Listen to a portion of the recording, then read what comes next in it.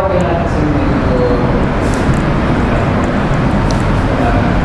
maraming medyo busy. Si Ma'am Shirley, Sir Abraham Abraham too? Yes. Oh, okay. Hi, nice to meet you. Okay. Well, I'm glad you're here today. Okay.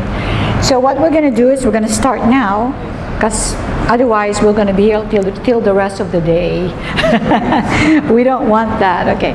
Let me just introduce myself. My field is in integrative health. And what that means is that I help people become healthy. So I'm not a doctor, I don't treat diseases, but what I practice are several alternative medical therapy, and one of them is aromatherapy. And that's what I'm going to be showing you today. All right, so let's get started.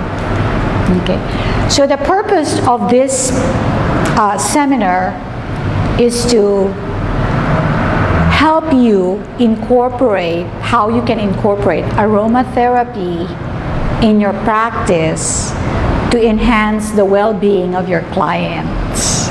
So instead of just giving them the acupuncture, you can actually complement it with aromatherapy. So next slide, please. Okay. So I'm going to go through the brief history and background of aromatherapy. What are essential oils, so you have a better understanding of essential oils. Then we will go to the introduction to the various types of essential oils and what essential oils you can choose for your clients depending on your diagnosis, and then the application and usage. But before I go into that or get started, how many of you are using, between the two of you, how many of you are using essential oils now? You have a knowledge of essential oils. So what do you use essential oils for? Saan mo ginagamit? Eucalyptus. Calming and relaxing. You use like eucalyptus. Okay. Pero you don't treat disease with that. Hindi, okay. Well, today you're going to find out that you can do more with essential oils and how it can actually make your practice better, because you can deal with certain conditions effectively and faster with essential oils.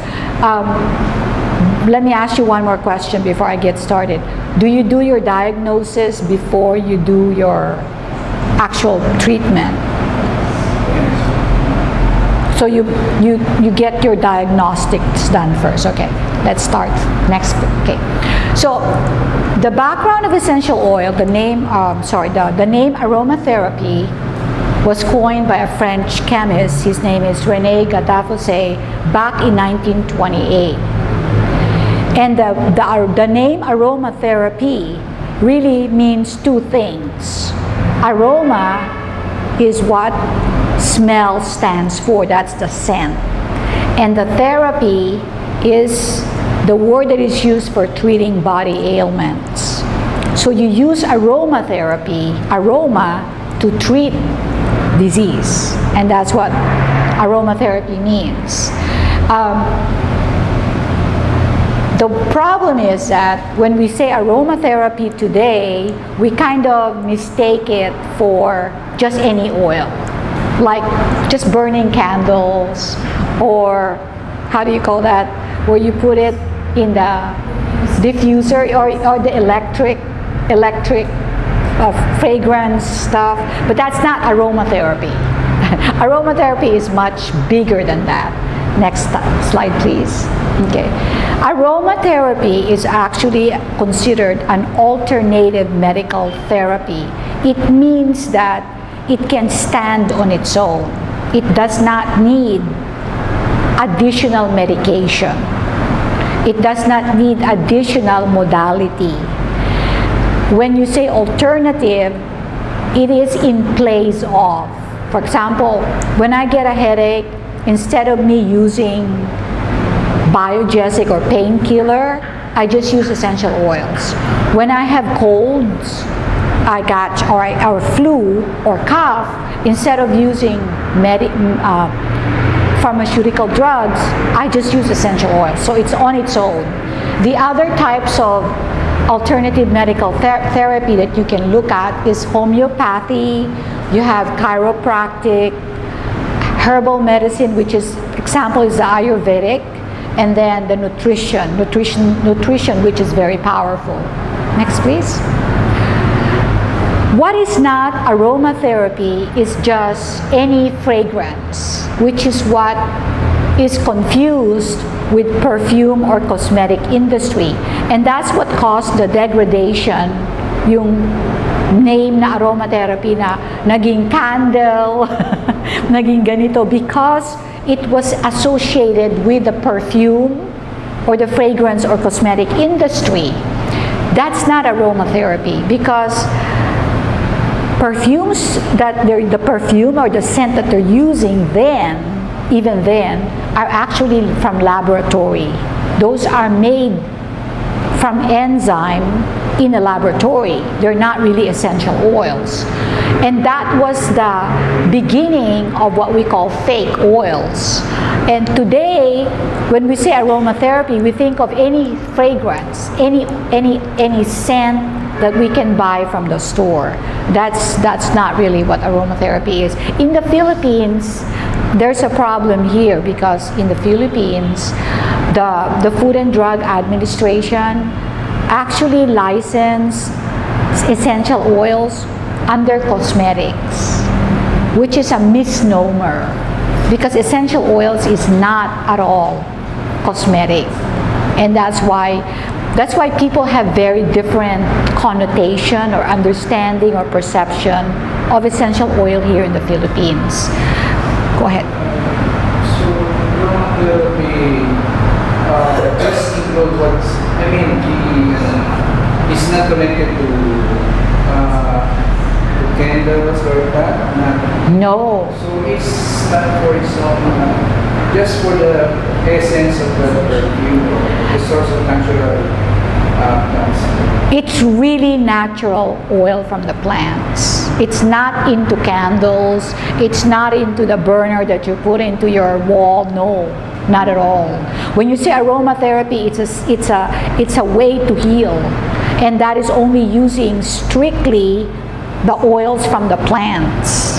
And that's what I practice, I do, is to help people get well through essential oils that are natural, really from the plants. Next, please. See, that's why I'm glad you're asking that. Yeah, okay. When you think about aromatherapy, you have to think back as far back as 5,000 to 10,000 years ago. Because in Egypt, that was used as what they call aromatics. Aromatics, that's what they call. They don't call it aromatherapy then. And when you're saying aroma, they're coming from the essential oils, the oil itself. And they're very serious about it because in order for people to communicate to their gods, they have to have essential oil that is active, that is being scented in the room. That's very serious. And also, if you take a look at the Bible uses essential oils for anointing. You know what? In the Old Testament, in the New Testament, it is used for religious practices. And those are not fake oils. They don't use candles and all of that. No, not at all. Those are later on. And when essential oil was kind of, what you call this, corrupted, because people are using essential oil as a way to save any fragrance, okay? And then in ancient Greece, the father of medicine, who was Hippocrates, you've heard of him. He's the father of Western medicine. He would bathe himself with essential oil in his bathtub every day to make himself feel good, because those days they don't practice in the western part, they don't practice acupuncture. Acupuncture is in China, is in the eastern part. And to the Middle Ages, essential oil was kind of degraded because it became like perfumes, and that's where the perfume industry started. Okay, next slide, please. And then when you look at, are you guys familiar with Chanel? Number 21, that brand Chanel, right? The first Chanel was actually used, they actually used ilang-ilang, the real ilang-ilang essential oil. But then later on, they started using laboratory-made ilang-ilang because it's cheaper.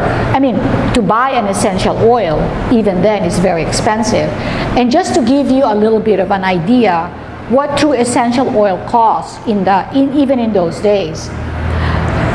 If you want to make a real rose oil, right? Rose oil, a real one, 1 ounce. Do you know how many pounds of rose petals it would take to make 1 ounce of rose oil?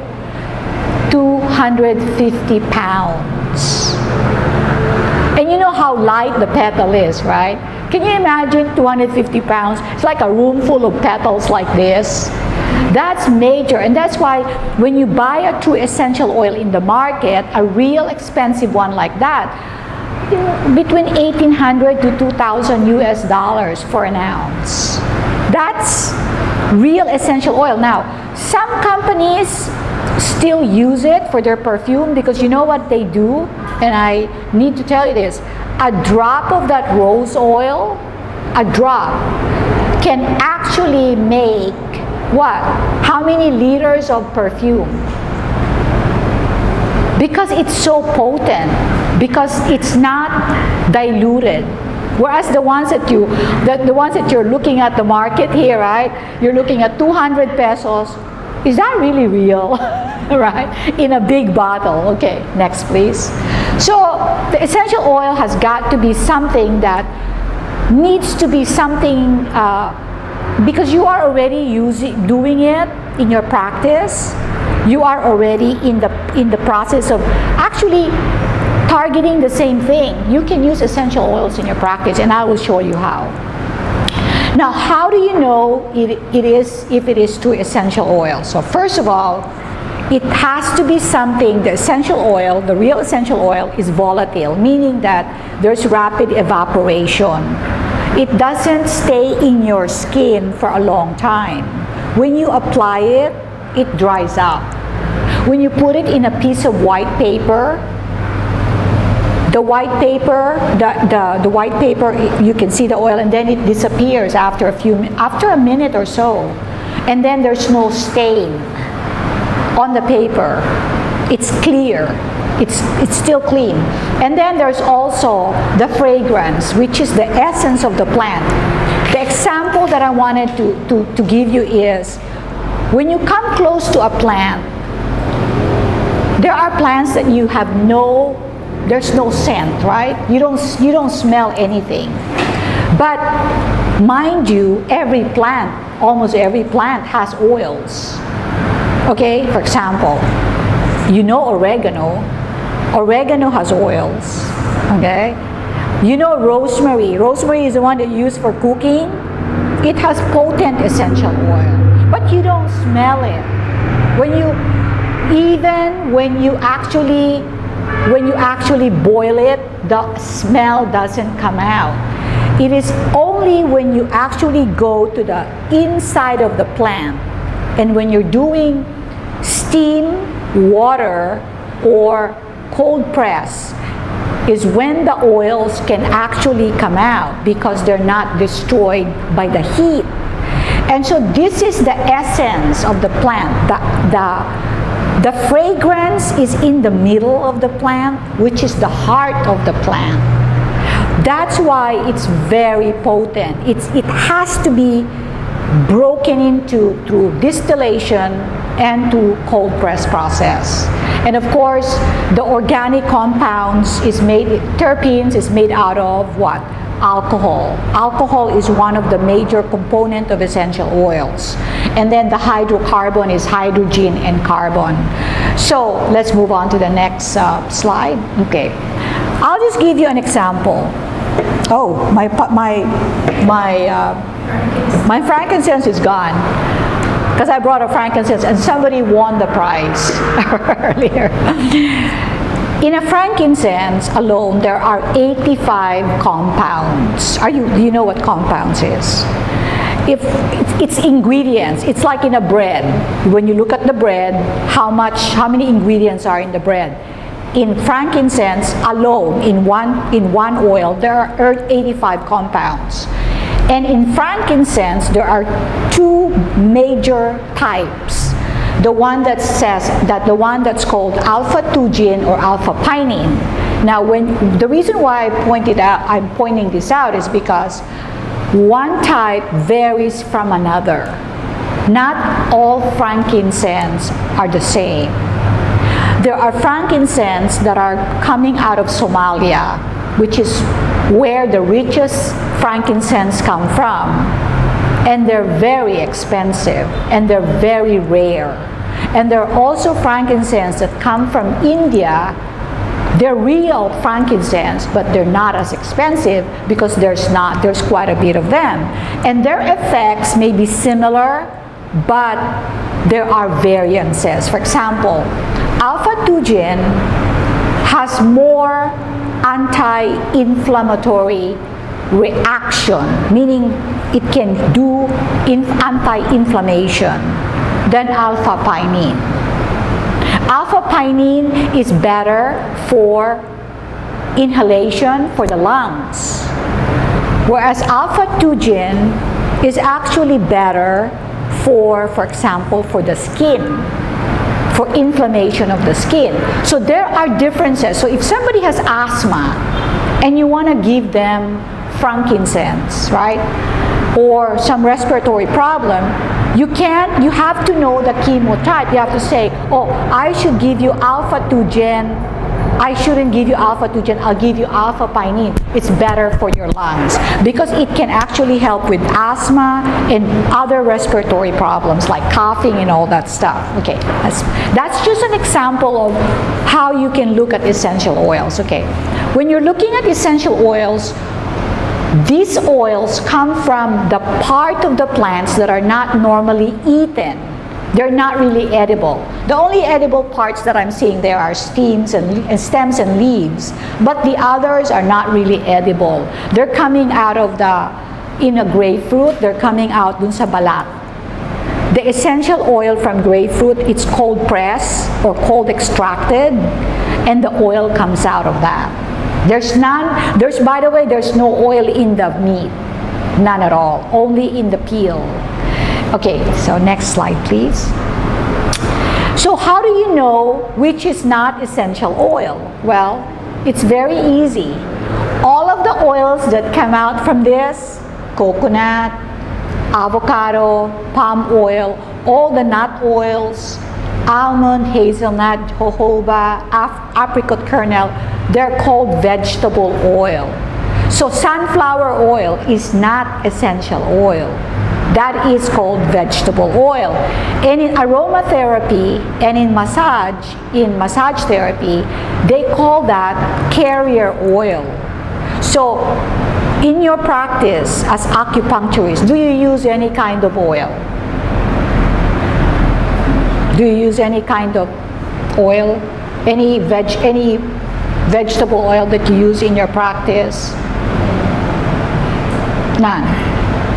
Massage therapy. Do you use any kind of oil? What oil do you use? Usually in the market, they give you mineral oil. Oh, okay. Well, it's yes, do that. It's the most deadly oil in the market because mineral oil is not vegetable oil. It comes from petroleum. It's a byproduct of petroleum, the one that you use in the car. And it's carcinogenic. It's actually classified in the clog the pores. It can cause toxins in your body as you use it. It's carcinogenic means it's cancer producing. It has cancer producing chemicals, and this was proven by the Environmental Protection Group. Everybody knows about it in Europe, in the US. It's because it's coming from the petroleum. It's not It's not biodegradable in your body. So when you use it, do you know that your skin is the most dangerous part of your body, more dangerous than your intestine or digestive system? Because the skin, anything can penetrate to it. If you put those in your skin, it can penetrate into your body. And what happens is it gets passed on into your bloodstream and all the way. So you're building toxins as you use those things. So instead of being healthy and you're using that, it's actually deadly. You're making the health worse. So I'm glad you're using coconut oil. Some people have problems with coconut oil. And now we are seeing problems with coconut oil. Why? Because before, coconut oil was really never used in massage therapy or in topical use. Coconut oil is mostly used in cooking, isn't it? In food production. But several years ago, the use of coconut oil had become prevalent on the skin. And so what happens today? Did you know that? I don't know if you guys know this. There are now allergies to coconut oil that are developing. Allergies. Why? Because coconut oil has very strong antimicrobial properties. And the property that is causing that is called monolaurin. So some people that you need to be aware of, just want you to know this, may not be suitable for coconut oil, especially for people that have sensitive skin. And how does a coconut oil react to the body? Well, you have an immune system, right? Your immune system sees everything that's coming in. And because of the constant use of coconut oil into your body, the immune system can tag it as a foreign invader. And that's what happens. So I recommend this to everybody. Do not use the same type of oils in your practice all the time. That's one thing I forgot to tell the massage therapist. You have to change your oils. At least if you're using the same, if you're going to the same client, like every week, and it's been for months, you got to change it every month. Because that client can develop what they call sensitization, even with carrier oil. Because all of these products are natural, they're natural, but over time they can cause what you call immunity. The body gets immune to it and there could be a reaction. Okay, next slide please. So these are other examples of carrier oils or fixed oils. To me, the lighter the oil, the better. Why? If you're gonna pick an oil, because it's easily penetratable. And the goal is to get the oil into the skin.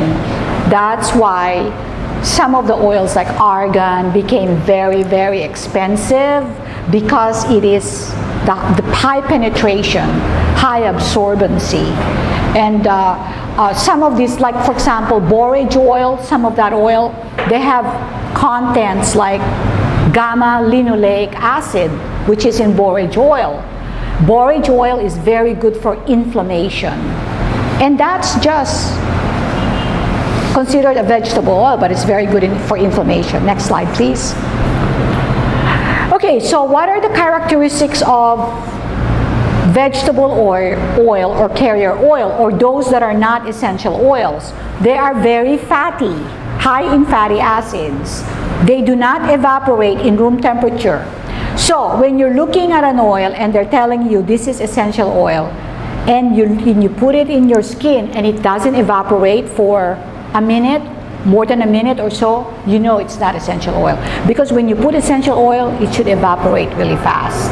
Okay, and then what are not essential oil, but it helps absorb you use it to dilute the essential oil. It helps absorb the essential oils into your skin. And you also use it to dilute essential oils so that you can use it effectively into your body. We will talk about dilution later. And then, of course, the vegetable oil also have other properties that enhance the effects of essential oils, and it also offers skin protection. Next slide, please. Skin distillation uses hot steam to open the pockets of plant. Okay. Let's look at how essential There are, this is just briefly so you know how essential oils are made. Essential oils are made by steam distillation and water distillation. Those two practices, like this one is steam distillation, they break the plant materials in a by a steam heat in a container, in a canister. And so the plant breaks down and then it releases the liquid in the oil, including the essential oil, and that's how it gets filtered and separated into the process, which is the third process there. The liquid gets separated from the oil itself. And then, of course, the water distillation. Next slide, please. The water distillation, same process. You heat up the water. The plant is immersed in the water, and the water is heated up to a certain temperature, not very hot, usually up to 200 degrees Fahrenheit. And then the water evaporates, and when the water evaporates, the oil is in it, and then when it cools down, it gets separated. The water and the oil separates, and that's how you collect the oil. Then the third way to get essential oil is by cold press. You've heard of cold press coconut oil? You've heard of that, right? That's how they do it. The milk of the white meat of the coconut is put in this kind of a machinery, and it gets pressed, and then the oil comes out. That's how it works. It doesn't get any kind of heat. Some oils cannot get heat because if they get heat, the molecules would die. They're not going to be as therapeutic anymore as they once were. Okay, now we're going to get to this part here, a little bit of science for anybody here who has a background in anatomy or physiology. I am comparing the structure of a cell of a person, of a human, to the structure of a cell of a plant here. And what you're going to see are pretty much identical parts. And it means, this is important because what it means is that the plants, why they say you have to eat plants, right? Why your parents say vegetables are good, right? For you, why they say that natural products are good. Do you know why? I'm going to divert a little bit. Do you know why people today, a lot of people are sick today, and a lot of people are at very young age, they're developing diabetes, high blood pressure, cholesterol problems, all these problems that were not known before. We call these modern diseases. It's because we don't eat natural foods anymore. So what do we eat? We eat fast foods, right? They're all processed foods. I call them plastic foods because they really are. Here's how you know when the food is processed. If you look at a food and you can't tell me where the food comes from, or how it's originally formed, and you can't tell me, that's processed. For example, pandesal is processed. Because you can't really, if you take a look at pandesal, you can't really tell what it is, right? Now, pandesal is made out of wheat. It's a natural wheat, right? The problem is, what else do they put in there that makes it bad? They put all kinds of chemicals and preservatives to make the bread. So the wheat comes from the plant. But if it's just the wheat, it's different. But then you added all this